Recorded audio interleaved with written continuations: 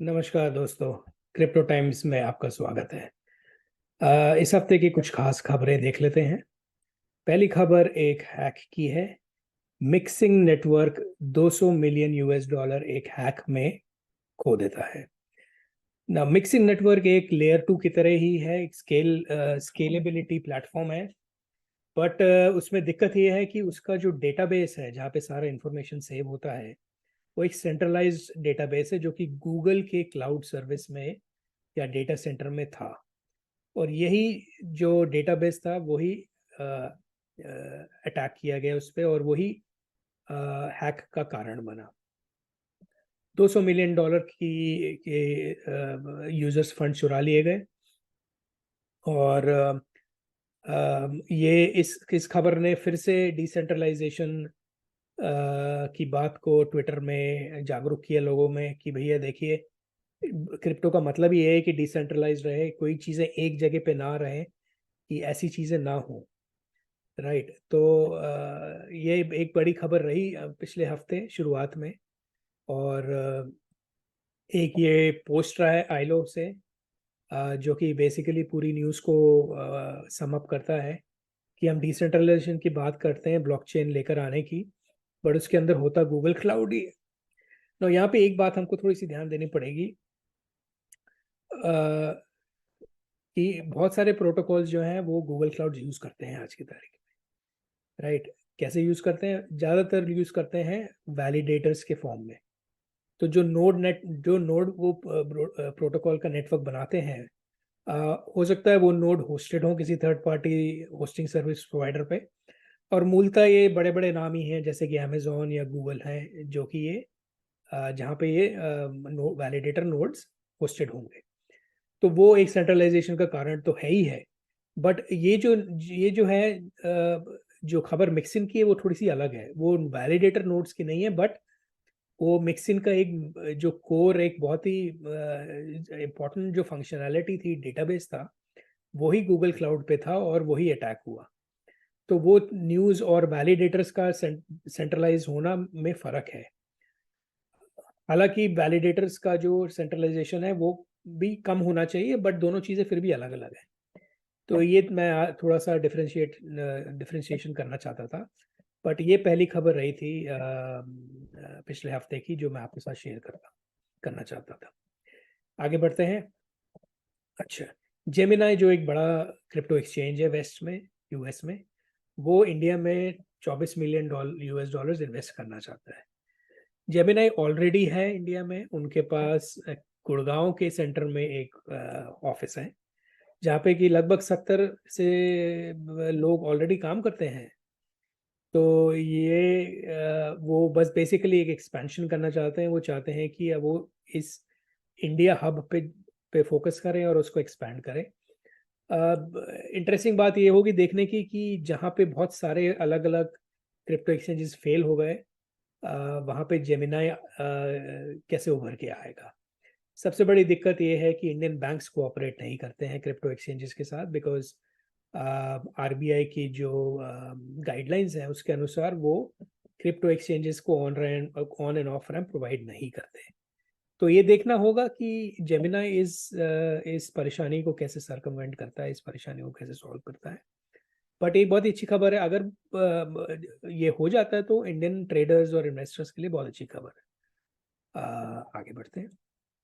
अच्छा, ये जो एक आर्टिकल छपा था बीइंग इन क्रिप्टो में, ये मैं आपके साथ इसलिए शेयर करना चाहता था क्योंकि क्रिप्टो में आज की तारीख में सब लोग बिटकॉइन ईटीएफ्स की बात कर रहे हैं। सब लोग की निगाहें बिटकॉइन ईटीएफ्स पे जड़ी हुई हैं, वो कब अप्रूव होगा। और पूरा बुल रन, एक तरीके से बिटकॉइन का पूरा बुल रन इसी बात पे निर्भर करता है कि वो बिटकॉइन का ईटीएफ कब अप्रूव हो। तो इस आर्टिकल में जेफरी जो ब्लूमबर्ग इंटेलिजेंस में काम करते हैं, उनकी जो ये पोस्ट है वो मैं आपको दिखाना चाहता था, जिसमें कि सारी लिस्ट दी हुई है कि अपकमिंग जो पाइपलाइन में जितने भी बिटकॉइन ईटीएफ्स हैं वो कौन कौन से हैं और उनकी नेक्स्ट डेडलाइन कब है। तो आप ये हरा बॉक्स ये देख सकते हैं, इसमें सारे जो ईटीएफ्स हैं वो बेसिकली मिड अक्टूबर में है, की तरफ है, के बीच में इनकी सुनवाई है। तो ये देखना होगा कि ये फेड क्या इनको अप्रूव करेगा या आगे और इसको नेक्स्ट डेडलाइन की तरफ तारीख पे तारीख वाला सिस्टम करेगा। बहुत सारे ये लोग कह रहे हैं कि ये अप्रूव नहीं होगा, ये आगे ही बढ़ेगा। कुछ लोग कह रहे हैं कि हो सकता है अप्रूव हो जाए, तो ये देखना होगा कि एक्चुअली में अप्रूव होता है कि नहीं। तो मैं इस पोस्ट के लिए आपके साथ शेयर करना चाहता था। ठीक है, तो आगे बढ़ते हैं। अच्छा, एक और बुरी खबर, 550 करोड़ रुपए का क्रिप्टो स्कैम पकड़ा गया हिमाचल प्रदेश में। और सबसे इसमें जो सबसे दुखदाई और सबसे बुरी बात यह है कि जो एमएलए हैं होशियार सिंह, उन्होंने इसकी खबर जो दी वो ये कह रहे हैं कि ये बिना पॉलिटिकल प्रोटेक्शन के हो ही नहीं सकता था। क्यों वो कह रहे हैं? क्योंकि वो ये स्कैमर्स को पॉलिटिशियंस के साथ देखते थे अमूमन, उठते बैठते खाते पीते जैसे भी। तो ये मेरे हिसाब से ये बहुत ही संगीन मामला है और इसको यहीं पे दबाने की ज़रूरत है और एक प्रेसिडेंट बनाने की ज़रूरत है। इसीलिए मेरे ख्याल से एक एसआईटी घोषित की गई है जो कि इसके बॉटम तक जाएगा और पता लगाएगा कि बाकी में क्या पॉलिटिशियंस, ये नेक्सस कितना बड़ा है और कौन कौन इसके हिस्से है। तो ये एक मेरे हिसाब से एक इम्पोर्टेंट खबर थी। ऑफ कोर्स लोगों को मेरी यही राय रहेगी कि आप कृपया करके अपना पैसा ऐसे किसी क्रिप्टो में ना निवेश करें। आप बिटको अगर करना ही चाहें तो बिटकॉइन और इथेरियम में ही करें, कहीं और ना करें। और सिर्फ जाने पहचाने तरीकों से ही करें। अगर आपको नहीं पता है कि कैसे करना है, आप जानकारी निकालिए, कीजिए, पर करिए मत। क्योंकि होता क्या है कि बहुत सारे जो इन्फ्लुएंसर्स जिनसे आप ये सवाल पूछने जाते हैं यूट्यूब पे या व्हाट्सएप पे या कहीं पे भी, हो सकता है उनके खुद के अम, वो खुद नेटवर्क में हो और वो आपको हो सकता है कि गलत जानकारी दें जिससे कि आप फंस सकते हैं। तो अगर आप किसी जानकार इंसान को जानते हैं आपके परिवार में जो कि इसमें करता है काम, तो उसके थ्रू कराएं। नहीं तो आप इससे फिलहाल तो दूर ही रहें, मेरा ये आपसे आग्रह रहेगा। आगे बढ़ते हैं। अच्छा, अच्छी खबर, इथीरियम 10 बिलियन यूएस डॉलर की रेवेन्यू क्रॉस कर गई है। तो कंपनियां जो 10 बिलियन डॉलर की रेवेन्यू क्रॉस कर चुकी हैं उनका एक ग्राफ दिया गया है यहाँ पे। ये कुछ कुछ कंपनी, टेक्नोलॉजी कंपनी है ज़्यादातर करके, जो 10 बिलियन रेवेन्यू क्रॉस कर चुके हैं और नीचे उन्होंने साल दिए कि कितने साल में वो ये टारगेट अचीव कर पाते हैं। और 7 साल में इथीरियम ने ये टारगेट अचीव किया, जो कि ये बहुत ही सराहनीय बात है। आप देख सकते हैं बहुत ज़्यादातर कंपनियां और लंबा समय लेती हैं 10 बिलियन डॉलर के रेवेन्यू टारगेट को अचीव करने में। तो इसका यही मतलब है कि इथीरियम जो है एक लीडर है क्रिप्टो करेंसी के स्पेस में और ये आगे बढ़ता ही चला जाएगा, इसमें रुकेगा नहीं। अभी वो 10 बिलियन का है, आगे के 7 साल में आप समझ सकते हैं कि वो कहाँ से कहाँ पहुँच जाएगा। ठीक है, तो ये एक बहुत ही अच्छी खबर पूरी स्पेस के लिए जो मैं आपके साथ शेयर करना चाहता हूँ। आगे बढ़ते हैं। अच्छा, एनएफटी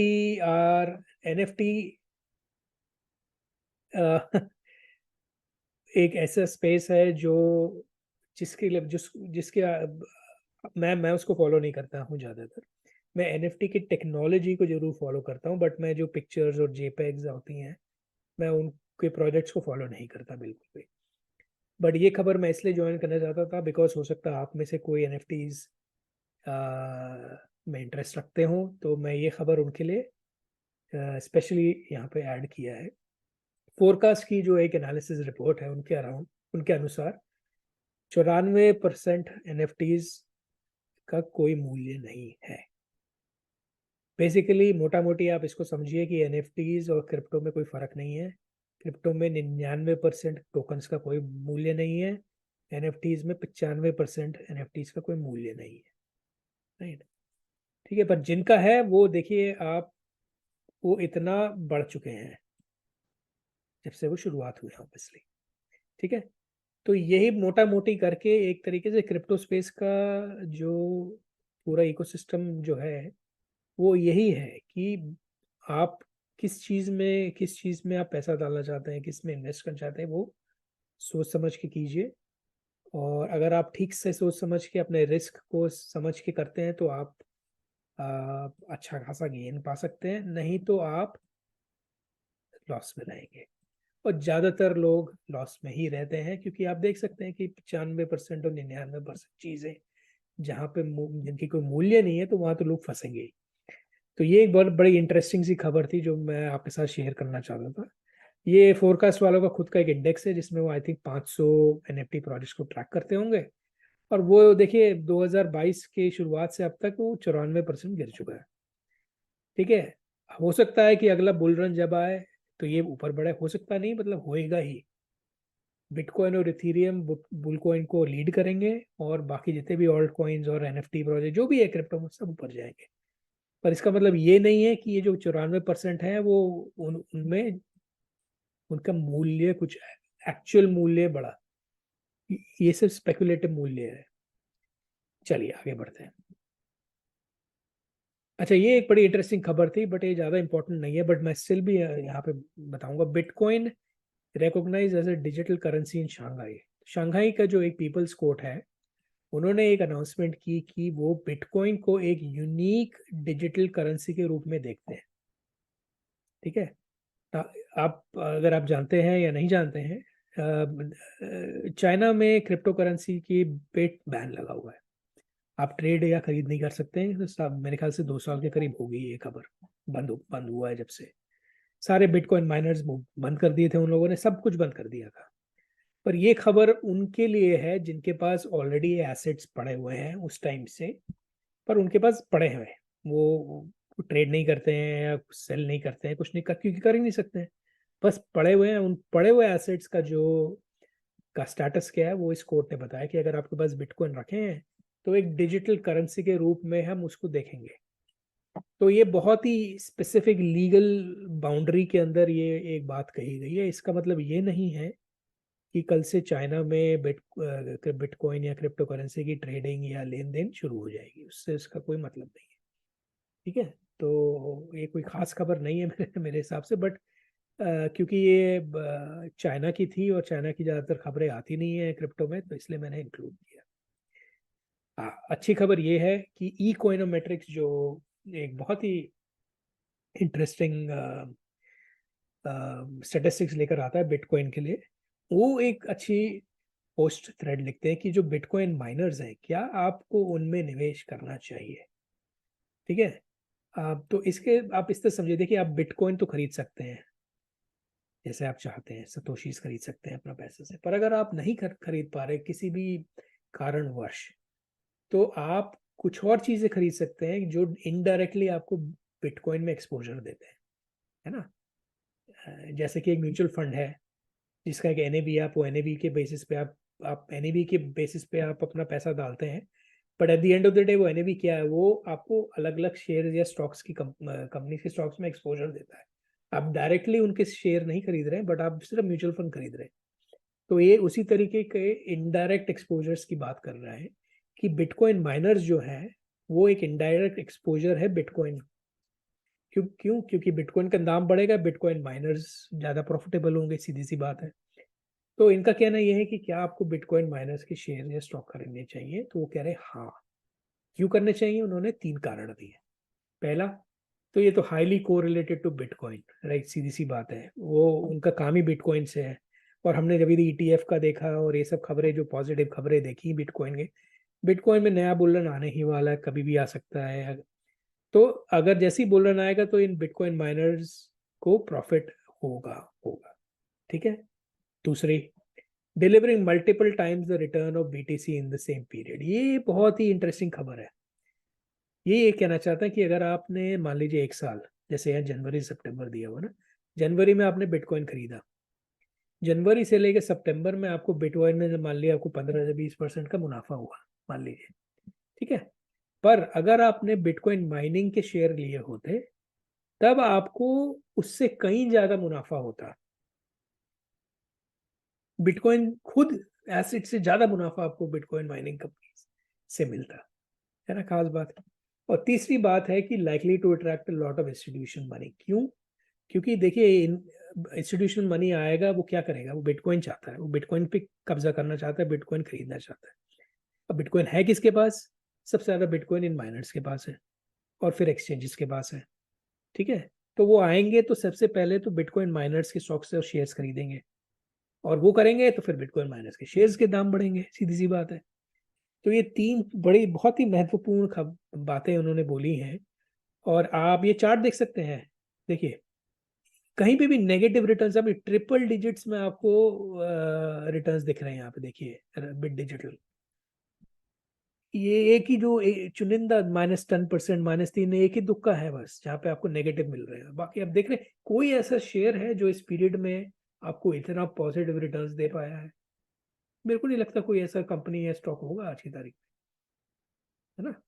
तो ये बहुत ही इंटरेस्टिंग है। अगर आप इन्वेस्टमेंट करना चाहते हैं तो आप बिटकॉइन माइनिंग कंपनीज पे भी ध्यान दे सकते हैं। आगे बढ़ते हैं। जेमी जो दूसरे ब्लूमबर्ग के बहुत ही अच्छे और प्रभावी रिसर्चर है, उनका एक और अच्छा बिटकॉइन के ऊपर आर्टिकल थ्रेड आया। वो कह रहे हैं कि भाई हमने ईटीएफ की बात कर ली, हमने माइनिंग पॉजिटिव की बात कर ली, सब लोग बिटकॉइन के पीछे पड़े क्यों हैं भाई? ऐसा क्या उन्होंने देख लिया बिटकॉइन में कि सब लोग हाथ धो के उसके पीछे पड़ गए हैं? ठीक है, तो ये पूरी थ्रेड में वो एक्सप्लेन करते हैं। मुख्यतः जो उनकी बात है वो ये है कि ये दो बातें उन्होंने मुख्यतः बताई है कि अगर रिस्क एडजस्टेड रिटर्न्स देखें ना ओवर मल्टीपल साइकिल, साइकिल मतलब साल, तो एक साल 2020 से 2023 एक साइकिल, 2017 से 2022 दूसरा साइकिल, और 2013 से 2022 तीन साइकिल्स हो गए ये। ठीक है, तो इन साइकिल्स पे अगर आप देखें तो बिटकॉइन सबसे ज्यादा रिटर्न देने वाला एसेट क्लास रहा है। बाकी सभी एसेट क्लास को भी इन्होंने इसने पीछे छोड़ दिया है ना, खास बात। दूसरी बात देखिए आप, ये और खास बात है, अगर आप you want to outpace monetary debasement, मतलब करेंसी डिबेस होती है, राइट। आज की तारीख में आप 1 रुपए से जो खरीद सकते हैं, अगले साल वो 1 रुपए से आप वो चीज नहीं खरीद पाएंगे। क्यों? क्योंकि जो 1 रुपए का जो वैल्यू है, जो मूल्य है, वो कम हो जाता है साल भर साल। उसको बोलते हैं मॉनेटरी डिबेसमेंट। तो अगर आप इन्वेस्टमेंट कर रहे हैं तो आपका इन्वेस्टमेंट आपको इतना रिटर्न्स जरूर देना चाहिए कि कम से कम वो इन्फ्लेशन को कवर कर सके और उसके ऊपर आपको बढ़ा सके, वरना ग्रोथ उसके ऊपर ही है। तो वो मॉनेटरी डिबेसमेंट को आउटपेस करने वाला बिटकॉइन 10 साल में सबसे अच्छा एसेट क्लास रहा। ये देखिए 8598.27 सबसे अच्छा एसेट क्लास रहा है बिटकॉइन। ठीक है, तो नॉट ओनली ये आपको अच्छा इन्वेस्टमेंट रिटर्न देता है, ये मॉनेटरी आपकी जो यूएस डॉलर या कोई भी करेंसी का जो डिबेसमेंट है उसको इतना इफेक्टिवली काउंटर भी करता है। ठीक है, और बाद में ये बोलते हैं कि अगर आप हेज फंड है, इन्वेस्टर है, सिर्फ 1% अपने पोर्टफोलियो का बिटकॉइन में रखें। ठीक है, 1% रखेंगे तो आपका जो टोटल रिटर्न में उसमें जमीन आसमान का फर्क आ जाएगा। यहाँ पे 60-40 उन्होंने बाकी रखा हुआ है, यहाँ पे 60-39 1 कर दिया। 1% आपका बिटकॉइन है, सिर्फ 1 करने से देखिए आपको 10% का मुनाफा यहीं पे हो रहा है, 10.5% का, है ना। तो इसीलिए बिटकॉइन के पीछे सब लोग हाथ धो के पड़े। आगे बढ़ते हैं। क्रिकेट लवर्स के लिए एक अच्छी बात, नियर प्रोटोकॉल जो है एक लेयर 1 प्रोटोकॉल है, उसने इंटरनेशनल क्रिकेट काउंसिल के साथ एक समझौता किया है जिसमें कि वो एक वेब ऐप बनाएंगे, एंगेजमेंट वेब ऐप।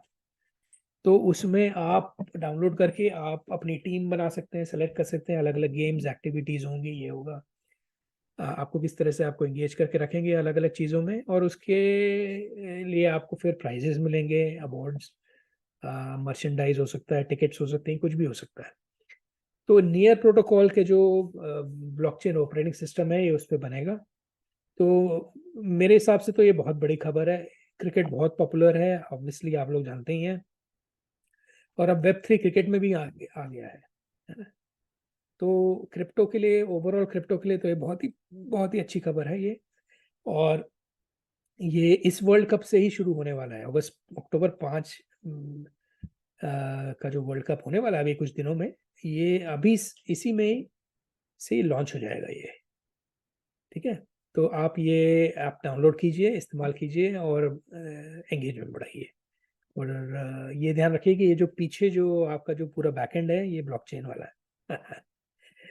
ठीक है, आखिरी खबर ये है कि हमने बिटकॉइन ईटीएफ्स के बारे में तो बात कर ली जेम्स की पिछले पोस्ट में। अब हम इथीरियम के कुछ फ्यूचर्स ईटीएफ के बारे में भी बात कर लेते हैं।